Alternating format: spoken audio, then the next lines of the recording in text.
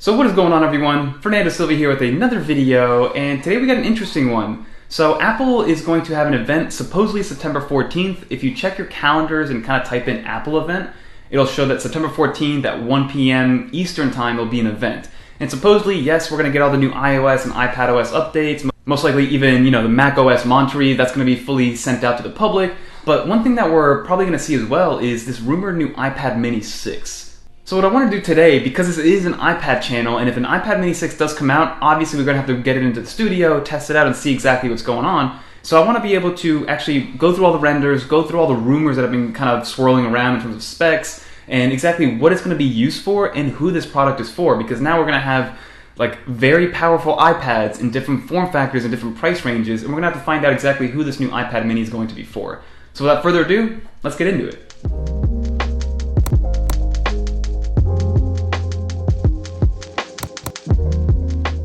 So the original iPad mini actually released in 2013, and it was a smaller form factor iPad, and the idea of it was, if you're in a situation where you need a larger screen than what the iPhone back then was, which in 2013 I believe was the iPhone 4 or 4S, maybe even the 5. So at that point you're at 3.5 to 4 inches of screen maximum. And then there's also a situation where you don't want to lug around one of those larger iPads, especially back in 2013. They were a little bit heavier, a little bit bigger, and they weren't really meant for to go into a purse or into a small bag. So in stepped this 7.9-inch iPad mini in 2013 that Apple just released. And literally that iPad mini was just a larger iPhone, especially if you got it with data service. I actually owned one of those iPad minis. I can't remember if it was the first or the second iPad mini, but it was one of the older ones. And I even have some B-roll and some old footage on the YouTube channel, which I'm going to pull up, of me reviewing a Bluetooth keyboard for the iPad mini. And I remember using the iPad mini a lot because I love the size. It was super portable. It did everything that my iPhone did, but just on a bigger screen. So it was a perfect multimedia leisure machine. And then I remember doing some, Google Docs and stuff like that way back then in 2013, 2014. So that is what the iPad mini was and why it came out. Again, it was that in-between form factor of, hey, I don't want a 10, 11-inch iPad. I need something bigger than a 4-inch iPhone screen. Let me get that middle ground of the 7 to 8-inch iPad mini. And now we're in 2021, almost into 2022, and if you go to the Apple Store, they're not selling the iPad mini 5. That iPad mini 5 was released in early 2019, and if you guys look at the form factor, it is identical to the iPad mini 1. It still has a home button. The only real form factor change that they saw was it did get a little bit thinner, kind of took a iPad Air kind of form factor, so it still kind of stayed the same. You saw the big bezels and everything, and then obviously they went from the classic home button to the fingerprint scanner Touch ID home button for the iPad mini 5. But that's pretty much the biggest visual difference that you see. And then the iPad mini 5, what they did was they added the A12 Bionic into there. They gave it Apple Pencil support. They gave it a Retina display because they wanted, some of the older technology to still work with the iPad mini and have a little bit more of a use case for people that only had iPad minis. So overall, it was a nice little upgrade. It cost about $399, and then I think now they even have a $500 or $449 version as well. So for $400 today, you can go to the Apple Store and buy the iPad mini 5 and get all those, and get everything that I mentioned, right? That A12, the Apple Pencil support, and all that. Now, me personally, I haven't owned an iPad mini since the one that I mentioned, so I never got to play around with the iPad mini 5 and the first gen Apple Pencil support. Keep that in mind. The iPad mini 5 only works with the first gen Apple Pencil. So now it's been about a year and a half since Apple released an iPad mini, and again, they've kind of just been recycling the cases of the iPad mini, recycling the actual hardware, and just putting in newer chipsets and newer cameras and things like that. So now there's a rumor that there's going to be a brand new iPad mini, an iPad mini 6 with a whole new form factor. It's going to go and fall into that industrial design language that Apple started to kind of move towards with the 2018 iPad Pro. So it's basically going to look like a smaller iPad Air from what I'm seeing, what I'm hearing, what I'm reading. So I think the idea of going back to the industrial design or going to the industrial design with the iPad mini is to give it a larger screen with the same exact footprint that the older iPad minis took up, but again, get you to that 8.5, 9 inches of screen real estate. So like I mentioned, it's going to look identical to the iPad Air. I think it's going to have the same thicker bezels in comparison to the iPad Pro. So we know how the iPad Air is actually a 10.9-inch screen or a 10.86 and not a full 11. That's because the bezels are a little bit thicker, and I think Apple just did that to differentiate the two, right? iPad Pro, you get the slightest slimmer bezels. iPad Air, thicker bezels, and I think the iPad mini is going to have those same thicker bezels. But again, we're going to go to the industrial design. We're going to get rid of the home button, get rid of the top bezel. It's most likely going to have Touch ID on the side. I don't see it being a cheaper iPad than the iPad Air and it not having Face ID. So they're probably going to use the lock button as that Touch ID for the iPad mini.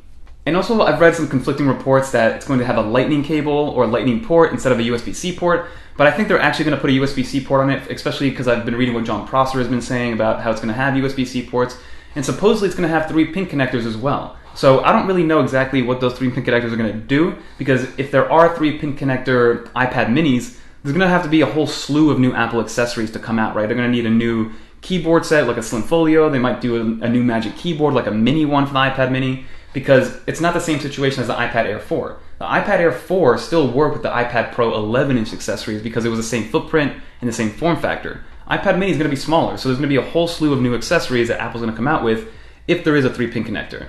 And then also, according to John Prosser and Mark Gurman, there's going to be a Apple Pencil support, very similar to the Apple Pencil 2 with the magnetic charging and that matte finish, but it's going to be supposedly smaller. So again, we're going to see if it's going to be cross-compatible. It can use that smaller Apple Pencil with the larger iPads, and then vice versa. Like if I have an extra Apple Pencil 2, even though it's bigger than the actual iPad mini, will I still be able to use that Apple Pencil with the iPad mini, with the new one? Those are all things that we're going to have to find out when it does release. So now let's talk about the rumored specs of this thing. I've seen a bunch of reports that it's going to have an A15 chip, which is going to be the same chipset that's going to be inside of the new iPhones, right? Inside of the new iPhone 13 Pro Max and all those. I don't really see that happening unless they've already made a bunch of those chips to go into the iPad mini. Like I feel like they're going to use like an A13 or an A14. Like why put the most powerful chip that you've created in a device that's probably going to be like $400? Even though it's probably not going to have too many GPUs, so the like multi-core and multi-thread performance probably won't be as good as iPad Pros and iPad Airs and all that good stuff. But at the same time, putting an A15 chip in there is going to set a weird precedent when it comes to pricing. Because at that point, I feel like they have the justification to price that iPad mini at the same price as the iPad Air 4, around that $600 price point, which I don't see happening with such a small device. I think they're going to keep it at that $399 price point for the entry-level one. They're going to sell a 32GB model, which nobody's going to get because you can't really get away with 32 gigs nowadays. You can't even get away with 64, I don't think. And then they're also going to sell a 128 and maybe even a 256 version. So probably $399, $499, and then also $599. So if you do want to get 256, you now have the option, hey, do I go with the bigger iPad Air? Or do I go with the smaller mini and get more storage, right, at that same $600 price point? But that's just my opinion. That's what I've been seeing a lot. But like I said, that's mostly the pricing and the storage and the specs is mostly speculation. You know, we have a lot of information about the hardware, the design, how it's going to go back to that iPad Pro and iPad Air model industrial design, how it's going to have Apple Pencil support, some sort of Apple Pencil support, maybe 3 pin connectors. But the internals, that's up to Apple. Like, are they going to repurpose old A13 and A14 chips? Are they going to put the new A15 chips inside of the mini, even though it's going to be, like I said, a cheaper price point, cheaper entry-level price point than the Air and the Pro? I don't know. So those are all things that we're probably going to find out on September 14th when Apple does release it. And then hopefully they do, because I'd be interested to see how the iPad Air is going to fit into my personal workflow. Is the iPad mini just going to be a bigger version of your iPhone? Like, is it going to be... Like, will you be able to get some actual work done on that mini? Or is it, again, going to be another leisure device you can kind of throw around, put a case on it, give it to your kids? Or is it going to be both, right? Is it going to be a great leisure device? And will you be able to do some awesome work on it just like you can on the iPad Pro and the iPad Air? Especially if you get some keyboard-supported accessories directly from Apple. It's going to be interesting to see like what sort of capabilities this iPad mini is going to have versus a 2 or 3 times more expensive, 12.9-inch iPad Pro.